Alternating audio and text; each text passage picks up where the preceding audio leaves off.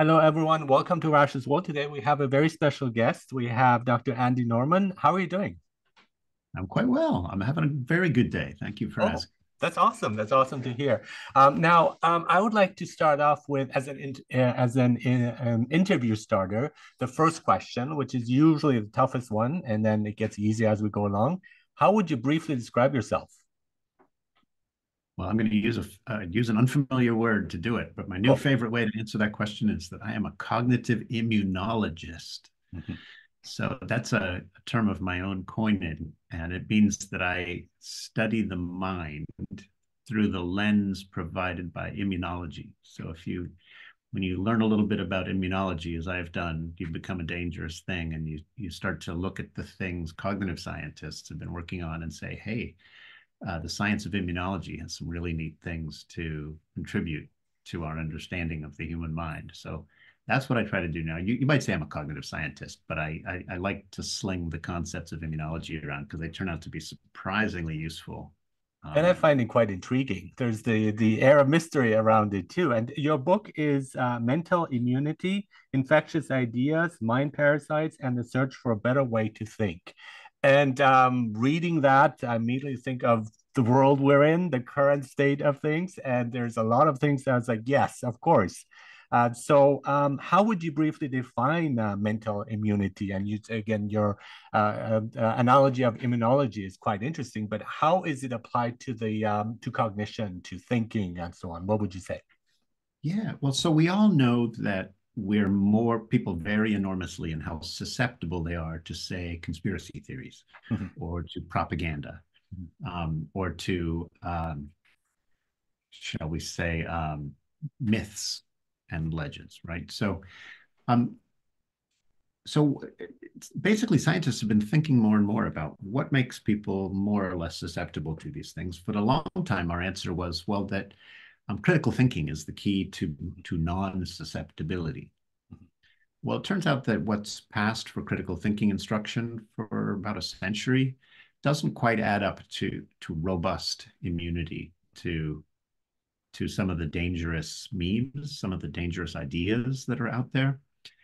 But if we understand how the mind evolved to spot and ignore bad information, and we can figure out how to make those mental defenses, if you will, work better, then we can take critical thinking to the next level. So that's kind of my project in a nutshell. Compare to a firewall as well, where you kind of like go through and sift through it, and it's like, okay, what goes through and what gets stopped immediately, and you can train for that. That's correct. That's what you're saying. Exactly. In fact, we when we expose when we take vaccine when we get a vaccine shot, Mhm. you're actually training your body's immune system to recognize and fight off something that it didn't know how to handle before. We think that there ought to be forms of instruction or ideas that can do something similar with our mind, that can teach our mind how to spot problematic ideas and fight them off more readily. So that the analogy is surprisingly strong. And there's now about 6 decades of research on what's called mind inoculation, psychological inoculation. And now hundreds of studies show that exposing people to the right kind of information can help make them uh, exposing people to problematic forms of information with suitable kind of safety rails can help make them immune to even more dangerous versions of those same ideas. So you're preparing them in a way, but again, just like the vaccine, to be ready to spot that and to fight, not to be caught unawares or be overwhelmed by it, right? Yeah, the term some of the specialists use is a weakened dose. You know how a Mhm, vaccine contains mhm. a Yeah, weakened dose yeah. of the actual uh, virus itself. Usually it's a neutered version of that virus. But what we can take a, say, a false narrative and neuter it and share that with people, and people then become immune to other versions of that same false narrative. So here's an example. Um, the Biden administration learned that Vladimir Putin was planning to invade Ukraine, and they also learned that Putin was planning to a disinformation campaign to make it look as though Ukraine was the aggressor. Instead of sitting on this information, the Biden administration heard about this mind inoculation stuff, and they said, what if we got the word out and warned everybody about this false narrative that Putin is going to be trotting out in a few months? They did that, and because the term many of us use is prebunk. So if you can try to debunk something after somebody's already gotten the wrong idea.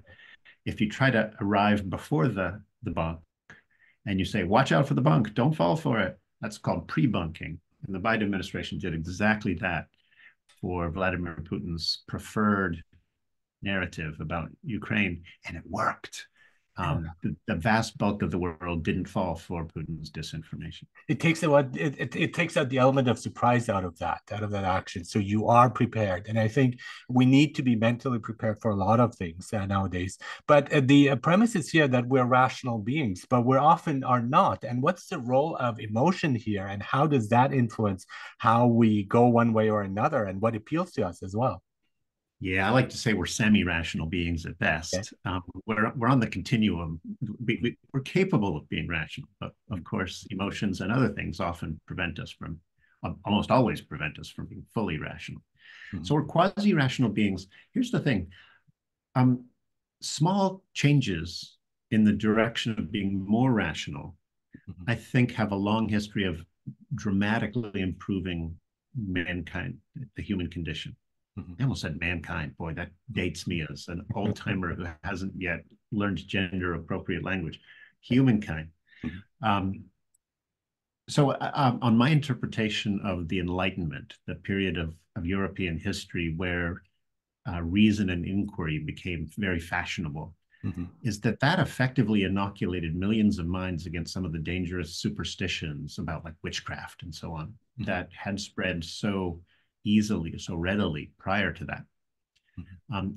No, we didn't become perfectly rational when the Enlightenment came along, but we became 5 or 10 or 15% more rational, and that transformed the world. And I think we can move the needle again, become we can become wiser beings Mhm. by simply learning how to modulate our emotions so that our reflective selves, our thoughtful selves, can really do what they do best. Mhm. Yeah, so I like that, and there's one thing I completely agree with you too is the element of doubt here and talking about doubt, and I really like how your perspective on that. That it's not a yes or no, true or false matter. It's more like more probable or less likely, and so to make a choice with that. And just to give an example for myself, for the longest Mm. time, we are told like if you believe in aliens and so on, you are nuts and crazy and so on. And now we have scientists who are talking about that. I'm very confused about that because I said, all this time I was believing something and it turns out to be wrong. So that kind of humility, I think, is important too. Like we cannot accept something as a true fact, basically. But it's kind of some things we can, but we have to be careful with that, right? Yeah, I think it's okay to accept true facts, but you should never let your certainty go up to 100%. Mhm. And you should treat everything as provisional and it possibly in need of rethinking down Mhm. the road. Mhm. And the humility and the science on this is now very good. The attitude of humility is absolutely critical to Mhm. healthy Mhm. thinking, healthy mental immune function, as we like to put it. So if you become overconfident, as many of us are prone to do, Yeah. you're actually compromising your own ability to separate fact from fiction. So we all need to be humbled from time to time to keep to remain really good thinkers. So humility is an absolutely essential feature. Open-mindedness, curiosity. Yeah. These are the kind of character traits that make for healthy mental immune function, and that help make people resistant or immune to some of the worst ideas out there. But it's a process, right? Every one of us buys into some bad ideas, Mhm. and we Of need course. to learn how to shed them. Yeah, I think the openness is really important too. But I think one of the issues is I'm kind of curious of why people fall for certain things and why they believe certain things and how ideologies really affect us and our way of thinking of seeing the world. And I think a lot of it is often related to a form of rigidity, so that we want certainty and we don't change that. And I think that's one of the issues for me, a biggest problem of like really like seeing things as Mhm. they are and being open to another perspective. But we're so Beautiful. much stuck in one view, and that is, and then we color everything with that. And that goes actually either way. You can be somebody like here, a racist person or an anti-racist person, and that happens. Both of them are kind of often stuck in their ideology and their way of seeing the world. And I like the term stereotype threat, which I found quite fascinating, is that when a white person and a black person or colored person would meet, there is that immediate tension there. It's like, well, I don't want to be perceived as that. You don't want to be perceived as that. So people get trapped in those stereotypes that they have and ideas about them, and that rigidity can really influence their interaction in a negative way, in a biased way. You're absolutely right, Aresh. And I mean, so think about an encounter between a white person and a person of color. Mhm. One of them's worried about being perceived as a racist. There you The other go. might be worried about being perceived as an anti-racist, Yeah, or however it is. yeah. Um, the more suspicious and on edge we become, the easier it is to not think straight. In other words, good thinking happens when people feel safe around other, when they feel like they can trust the Mhm. person they're talking to. Mhm. So trust and a kind of a collaborative mindset are absolutely critical to successful thinking, right? Think about all of the conspiracy theorists who become so distrustful of the mainstream media Mhm. Mhm. or Yeah, big pharma that yeah, they can't think straight any longer, right? You can be too suspicious for your own good. yeah, Now you can certainly be too trusting for yeah, as your well. good as well.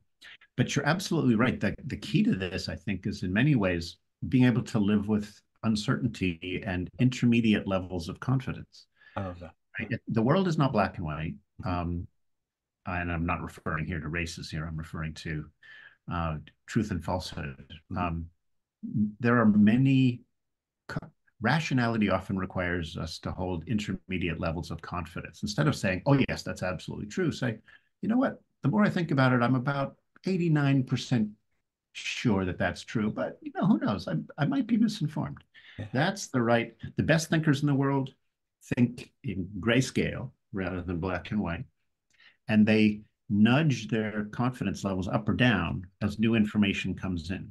yeah, yeah. That openness is important. And I like how we talk about Goldilocks zone. I mean, that's it. Because if you believe every conspiracy theory, you're in trouble. If you don't believe any, you're in trouble too, because we don't want to go to extremes either way. Perfect example. That's right. So you can be too suspicious of conspiracy hypothesis. Let's call it. They're responsible thinkers can entertain the hypothesis that people might be conspiring, Mhm. because sometimes people do conspire, and you have to look into that and understand it if it's true. The problem happens when your whole thinking becomes conspiratorially minded. So you become so suspicious that it's like your doubts are on a hair trigger. Yeah. So doubts are important, but they can spiral out of control. Yes. And there are, in other words, autoimmune disorders of the mind, just as there are immune deficiencies of the mind. Mhm. See, doubts are our mind's antibodies, Mhm. and we need to cherish them and welcome them and respect them and learn from them, but not let them attack our own minds. And that's the thing with media too. And as you were saying, so we have this impression that media makes mistakes because it's run by people and they make mistakes and that happens. But it's not because you made one mistake. It's like everything is false, right? That kind of like jump to like a generalization, I think is an issue. And if you had a negative encounter with one individual who is of a certain race or color and so on, it doesn't mean that it applies to everyone. So I think that is really a problem because we tend to generalize and our thinking is really rigid in that sense. Absolutely. And learning how few generalizations are really true. Like Huh. I have a friend, a philosopher, who basically said all generalizations are false, or something like that. I I mean, would disagree with that, but yeah. well, Yeah. yeah. I mean, his tongue was in his cheek.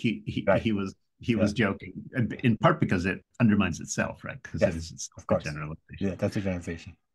Actually, the way he put it was all universal generalizations. Like if you ever say always, Yeah, I agree never, with that. it's probably there may well be exceptions. So Mhm. so be careful with generalizations. Be careful with stereotypes, right? They almost always mislead, even if they seem useful or if they seem right. And And the you used bigger part, always by the way, you used always, right? I did. Almost Oh, always. Yeah, I have it on oh, I paper. almost, I used almost. I said Right, almost. okay, actually, almost, yeah, that's right, that's right. But that's true too. When I say I'm always on time, and then the next day something happens and I'm late, and it says that kind of that 100% thing or never, I would never do this, and we fall into certain situations where we do end up doing that. So being cautious with that, I really think is necessary. And I would say be careful with also the words we emit, right? I think that kind of that makes a huge difference too. If you say these people always do this, I was like, well, just tone it down. It's like it's been your experience. It's not all of them. It's not everyone, right? And to tone it down a bit, I think that's important. Well, and because if you run around making overgeneralizations out loud in your Mhm. words, other people can pick up those ideas and become biased or um, uh, develop false and problematic ideas too. So, I mean, one of the really interesting aspects of our work is it turns out that conversation is the kind of the crucible within which good thinking is formed. If if you have lots of friends who question your beliefs in a gentle, friendly way, you actually learn from their example to test ideas with questions and double check them before you spread them to others. So much of good thinking is formed in social conversation, and then you would just internalize it into your own mind. And when you talk to yourself in your own mind, you listen to all those voices that say, "Hang on a second here, I'm not so sure about that. And Don't be even too the act certain." of saying it out loud to another person, I realized that, wait a minute, this is not a good idea at all, right? Just kind of that perception. But when you're thinking about it in your echo chamber and you think like, okay, well, and others who agree with you on extreme points, then you get trapped in that. And I think that's an Yeah, issue I have with cancel culture, where you like try to eliminate the dissenting voice. And it's like, no, listen to them because open dialogue involves everyone. that's right. Especially people disagree with you. I love talking with them. I actually That's right. seek them out because I think it's an interesting way of really fostering and building and promoting critical thinking in that way. Beautiful, Arash. I think that's right. I try to remind myself whenever somebody says something that I don't like, I try Mhm. to remind myself, okay, maybe they're trying to help me see one of my own blind spot. Like maybe they can see something I don't. So calm myself down. Uh-huh. Don't get defensive. Actually, learning how not to become defensive when other people raise challenging Ourselves. questions, that was one of the most important Yes, lessons I difficult. think I've Yeah. ever had in my life. Because you can't learn from other people if you get defensive really fast.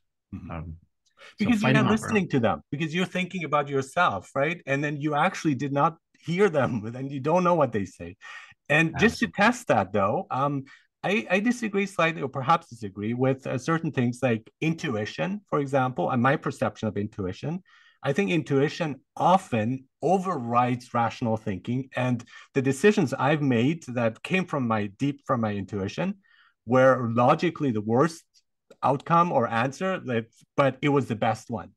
And so I have that feeling. And when I hear that, even if it goes against reason, I still follow it. But again, it doesn't mean that every emotion is like that. I mean, these are like specific Right. ones, and I kind of I think I know the difference, and I've been able to discriminate against that. But I think that's an issue because in psychology, intuition is not really endorsed in that sense. Yeah, it's true that a lot of cognitive scientists are suspicious of Yeah. intuitions. And it's also true that people who are characterized as intuitive thinkers often have biases and make mistakes Mhm. of that more reflective people more don't make. All of that's true, but I think the conversation needs to be enriched in the following way. There's a difference between kind of knee-jerk intuition and educated intuition. Okay. Yeah. When you take in information and really let it change the way you feel about things, then your intuitions get better, get more reliable. Sure. So in domains where you develop deep expertise and you really sort through all of the arguments on all sides and really learn to navigate it, your intuitions start to take the shape of reality, and then they can be trusted more fully. Mm-hmm. But if you haven't gone through that very difficult process of, Yeah, of yeah, having lots of people take pot shots at your ideas, then you should take your intuitions with a grain of salt, yeah. or at least use a little experimentation. See whether your intuitions in a certain domain. So when it comes to, I don't know, picking up girls, my intuitions are terrible, right? But when it comes to certain aspects on uh,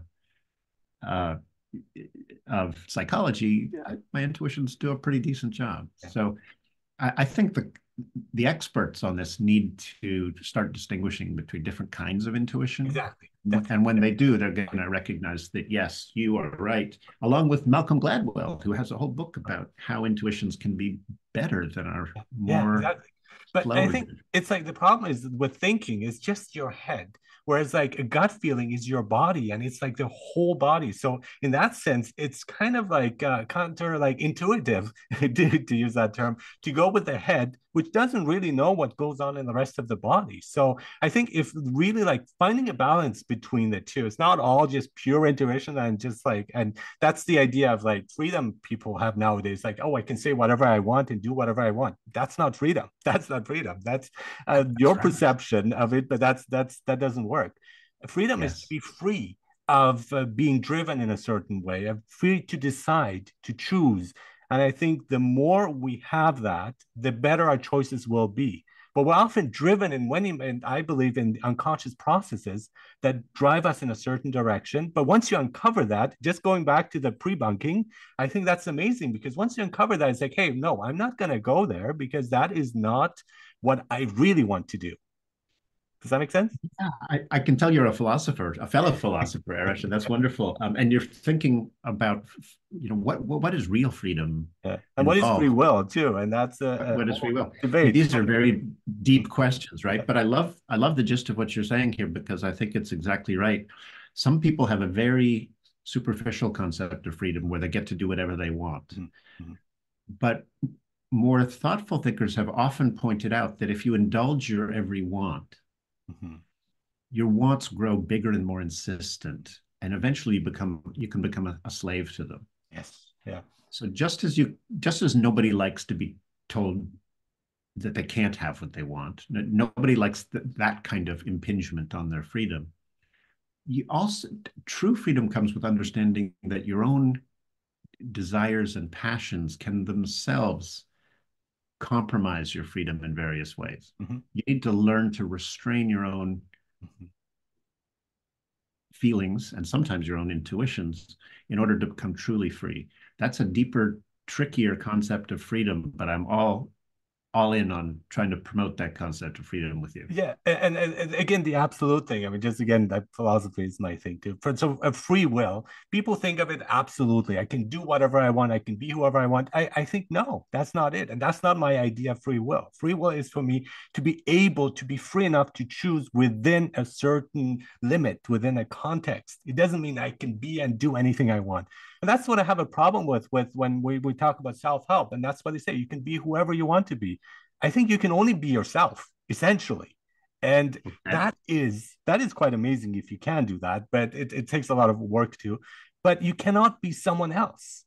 And that is a problem because we're driven towards that. Be the best version of yourself. And it's like, well, if I'm myself, that is the best version. There is no other version of it. So I get confused with that often. Yeah, these questions about personal identity and free will are actually they're above my pay grade. There are far better philosophers who think much more deeply about this stuff than I do. But it's fascinating to play with those. I like Think to also about. look at empathy, though. I think that's sometimes often missing too when we lose empathy and with other groups, Mhm. because with the us versus them, them is always wrong, and we always dislike them or see them in a negative light. And I find if we can connect through that and through finding things that we have in common. I know one example where an Indigenous advocate was talking to the judge who voted against their ruling here in Canada. And he was nervous about meeting that person over lunch. It's like, well, I hate this guy, right? And he's probably thinking the same thing. I don't like this guy either. But then when they talked about it, they talked to each other. They found out both of them liked Shakespeare and they had something in common, and suddenly their perception of each other changed, and each of they liked each other in a certain way. They disagreed, of course, but there Yeah. was a common link between them. And if we don't have open dialogue, if we don't open up to others, if we don't talk to them, if we don't look for those common things, we miss out on a true connection, I think. Absolutely. And in fact, there's some wonderful experiments where you get a Republican voter and a Democratic voter who would normally not see eye to eye. You get them to sit down and just collaborate on, building a simple IKEA cabinet or something. And at the end of that, you have them talk politics, and it's a totally different conversation because they suddenly realize that, hey, we can work together. We've collaborated in the past and it works. And I know how to listen to this guy now and learn from them. So the fact that and I think empathy is part of that. Mhm. I also think that I've read some really interesting stuff suggesting that that in some cases, it's better to have compassion than empathy. Okay. Those may sound like the same thing, but there are actually some good reasons to distinguish them, as it turns out. So think about the person who has an empathic response to a particular hungry kid and immediately provides a meal for that hungry kid. Yeah. Wonderful thing. This is the example I'm putting together is going to fail utterly here because this is too clumsy. But sometimes if you add reason and a little reflection to empathy, sometimes it comes out the other end as compassion that can actually do more good than empathy all by itself can do. Yeah, that's actually, I have a term for that, which I call full empathy, like false empathy. And I think that exists too, because if you're showing empathy for people who, again, for different reasons are in the situation they're in, or even like hardened criminals and so on, I don't think that helps us. I don't think that helps society too, because if you give them a free pass, it's like, well, it doesn't matter. Yeah, you can go again, you can be liberated because we support you, but they don't deserve it in a sense. And that feels hard for them to accept, right? And I So think that that's example full shows empathy that in my view. Yeah. right. So that example shows that you can take empathy too far, right? Yes. Yes. And Exactly. and I agree that's right. So compassion is in some ways a more modulated kind of fellow feeling Mhm. that in fact there's a good reason why many Zen Buddhists practice compassion meditation or something. They've thought about this enough to know that compassion is almost always morally right. I was just looking at the terms though. So because I'm thinking of Nietzsche, perhaps empathy, feeling with the others, whereas compassion is suffering with them and passion is suffering. So that I disagree with because I don't think we need to suffer with them, but I feel for them. So my point is more towards empathy than compassion, because if you go through those processes too, you're suffering yourself with them, which I think is an issue, is a problem. You make a good point, and I might have to rethink my usages of these two Okay. terms. So I'm gonna, I promise to do some rethinking on that. Wonderful, cool, and great. Yeah, but that's openness. That's wonderful. I'm really enjoying this conversation. And I want to also talk about AI, though. I think that's people see it as a threat, and I think they're exaggerating. But people don't see it as a threat, and they're exaggerating too. So, what should we watch out for? Pre-bunk us on AI. I wish I had an easy way to pre-bunk against all of the AI-driven nonsense we're going to Right. face in That's this, true. even in the coming year, Mhm. 2024. Yeah, I think people are right to be concerned. It's a very powerful technology. These large language model AIs, generative AIs, are extremely powerful, and they're a real game changer. And there's going to be a lot of dislocation. There's going to be a lot of disruption, um, and we need to start thinking now about how we can adapt to this. I think one of the most pressing problems is the use of AI to mislead. people, by disinformers, by propagandists. Yeah. I think just on the short term horizon, we all need to be aware that we're likely to see fake videos, fake photographs, trying to Clips and make so on. some of Yeah. the candidates for public office look to misportray, to Mhm. um, what do they call deep fakes, right? Deepfake. You can create deep fake videos right now that are almost impossible to distinguish by the naked eye and that make people look extremely bad. Technologies like that will almost surely be used to bad political ends in the coming years. And we beware, don't fall for it, don't be a sucker, right? So there's my attempt to pre-bunk against 2024 election disinformation. Yeah. Um, and beware that artificial intelligence hands unprecedented deceptive power to lots of bad actors out there. And if you're going to keep your autonomy, if you're going to remain a free thinker, somebody who thinks for yourself rather than just be manipulated by others, you need to be really careful about believing even what you see online. Just because you see it on a video does not mean it's true. If it Um, doesn't feel right too, in some ways, where there's an element of doubt, where it doesn't feel right, something is off, right? And I think for me that can help, but it's really tough. I mean, even experts find it a hard time to distinguish between the actual thing and the fake one. And I think that is really dangerous. well, many deepfakes to date are somewhat clumsy or clumsy around the edges or have slight imperfections, Mhm, and that can trigger doubts mhm, about the genuineness of the video. And we should listen to those doubts because often those deepfakes are in fact fakes. But as the technology gets better and better, the imperfections will go away, and we still need to protect our minds and the deliberate choice not to believe it just because somebody said so or just because you saw it on a YouTube mhm, mhm. video. Yeah.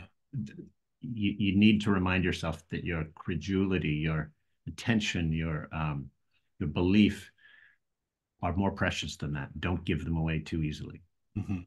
That goes again also with technology when we look at the internet, because what happens is it's so easy to find like-minded people nowadays. It's like fringe ideas where you thought, oh, I thought I was the only one that thought who thought that the earth is flat, and there's a whole group that thinks that, right? And before it wasn't like this because you go outside, you tell people in social context, as you're saying, you tell like people around you, they're like, what are you talking about? This is completely nuts, bunkers. But nowadays, you find your groups. You can find pretty much any group, any conspiracy theory. So Yeah. technology is kind of adding to that polarization and so on. What should we do? What should we watch out for there? Yeah. So what you see on YouTube when you go there, for example. So if you watch a few videos on YouTube, YouTube will start recommending other videos to you. And what's driving that process is called an algorithm. And the algorithm is actually been refined over years and years, over hundreds of data points to maximize your engagement, what they call engagement, which means that if they can fascinate you enough to spend lots of time on YouTube, they can sell your attention to advertisers. It's a form of manipulation that's insidious because you just think, oh, it's feeding me fun cat videos and I just wasted an hour on YouTube. What's insidious about that? Cat videos are fun. Yeah, Well, not so much when it's sucking you down a conspiracy rabbit hole, yeah. right? Cat videos may be relatively harmless apart from their ability to waste an hour of your precious life. But turns out many people who fell for, say, QAnon were driven there by by algorithms that gradually radicalize them step by step by step. The same way And we you can do it with like protecting yourself, they can use the same method like immunology, right? So by slowly feeding them and then taking them down the rabbit hole, that's exactly the same method that they're using. yeah, you're acclimating people to Mhm, crazier and crazier ideas so that mhm, they seem less crazy. That's mhm, right. You can do that. And So yes, there are bad actors out there who are using some of the same psychological insights that the scientists are now trying to use to keep us safer. Mhm. And I shudder to think about, some big brotherly government trying to use some of these techniques to brainwash people. That's a future we all have to work to prevent. But that doesn't mean we should just let mis and disinformers run rampant, right? They're a threat to our freedom as well. And there's a real case to be made for not giving bullhorns to the wackiest, most peddlers of pernicious ideas, right? I mean, do you really think it's okay? This is a rhetorical question to a supposed free speech absolutist. Would it really be okay for somebody with a bullhorn to start calling for the elimination of your race? No, you would have an issue with that. Um, so not all speech should be permitted. Um, with rights come responsibilities, and with speech rights come speech responsibilities. And if you don't follow basic norms of accountable talk, like having evidence for what you say, good evidence, reliable evidence, then arguably you deserve a smaller bullhorn at the very least. Yeah. And this is something we're seeing currently. I mean, that just like, rings a bell for me. And absolutely. And especially people in position who have the authority, they have to be very careful of how they frame things. And I think people are more scared of microaggression and so on that they talk about than actual like calling for genocide, which I find mind-boggling to say the least, from people who should know better. I agree. I mean, there are some cancel culture radical leftists who are a threat to things we value, Yeah. but I think the threat they pose is very small compared to the authoritarian uh, right wing Mhm. that is threatening some of our absolutely foundational premises of our democracy and our free society. To me, the the threat is very asymmetrical, shall we say? Which just doesn't mean it's okay to cancel people in the for the cause of wokeness. I'm not a big fan of that use Mhm. of that kind of treatment of people, Mhm. but Absolutely. we certainly don't need an authoritarian in the White House. Mm. Absolutely, yeah. And I think just also finding out why when something goes viral, it simply means that people engage with it now, whether negatively or positively, right? So if we look at from that perspective, something goes viral because it touches people's nerves or gets on their nerves and so on. So you have to be very careful with that. And so that drives the algorithm. But I don't think algorithm is something that intentionally chooses things. It doesn't have the capacity, unless it's programmed that way. So that would be a different thing, which I Well, don't know about enough. yeah, I mean, so I don't think that anybody at YouTube is intentionally trying to radicalize people. Yeah. But in the service of generating revenue for YouTube, which is a subsidiary of Google, in the service of that end, they've just found through trial and error, blind, mindless trial and error, that radicalizing content keeps people glued to their screens more. And nobody designed that in. That was simply a result of a machine algorithm evolving in the direction of padding Google's balance sheet under the curation of a bunch of engineers. Um, so you don't need evil intent to do evil. Okay. to, Yeah. to, Yeah. And then Google did say, don't be evil, but there you go. Yeah. and they somehow seem to have done some very evil things inadvertently. And that's why we need people to study these algorithms, to study the dynamics of misinformation, and to begin to erect guardrails around civil discourse. Nobody wants to infringe on people's speech rights, but we need to keep an information environment that's healthy and that doesn't radicalize people, because when people are radicalized, they don't think straight. They lose their ability to be good citizens, and it's morally disorienting to be radicalized, right? And None of us wants that. We want our neighbors to be morally centered and tolerant. So we need to build an information environment that cultivates those things. Completely agree. So I want to talk about the mental immunity project. Let's talk about that because that is a solution to a lot of these things that we're talking about. I'm so glad you asked, Arash. Yeah, my colleagues and I have taken the science of mental immunity, and we've used it to inform what we call the very first of its kind guide to mental immune system care. This is a way to boost your own resistance to nonsense of all kinds. So we've basically codified some of the tips and tricks the world's wisest people have always used, checked them against the science that's been coming out in recent decades, and formulated 10 simple principles that anyone can use to improve their thinking. These are rules like mind your emotions and keep track of what your motives are for believing things, and embrace shades of gray thinking. Very simple rules, and we've touched on a few of them Yes, here we today, did. right? Yeah.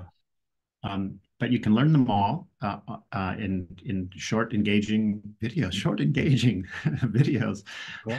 that might even go viral if you share them on Let's hope YouTube. so. I mean, good Yeah, things should go viral too. Yeah. you got to fight fire with fire, and you got to fight bad memes with good memes. Yes. Good. Um, so I encourage your listeners to go to mentalimmunityproject.org, Hmm. where they can learn all about this fascinating new science. And you don't have to geek out too much about it. You don't have to care so much about the science if you just want to know what do I need to know to act differently? What Mhm. do I need to do to protect myself and my kids and the people I care about? You can go straight to the how-to page and learn a lot in a very little time. And if your time is precious and you don't have a ton of time to rethink how you think things, I think this is one of the best resources online to level up your thinking. Well, I learned a lot in a short amount of time. Thank you so much for this wonderful discussion, Dr. Andy Norman. I have your author, researcher, and a public philosopher. I like that term, public philosopher. And your book is Mental Immunity, Infectious Ideas, Mind Parasites, and the Search for a Better Way to Think. Thank you so much for being on Arash's World. It's such a pleasure. It's been my pleasure too, Arash. Thank you.